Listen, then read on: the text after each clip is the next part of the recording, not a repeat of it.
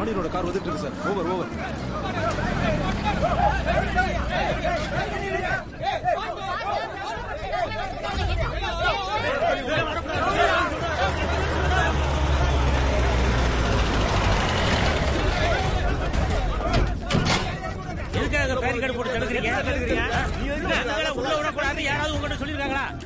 பாண்டி ஆளுங்க வந்திருக்கானுங்க. பாண்டிய வர காருக்குள்ள தானே உட்கார்ந்துட்டு இருக்கான். அவன் மட்டும் கார் அப்படி இறங்கணும்னு வச்சுங்க.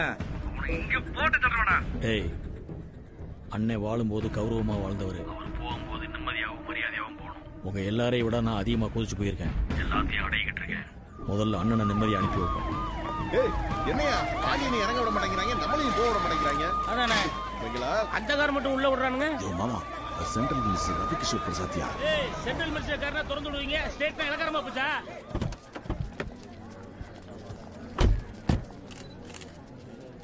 வணக்கம் சார்.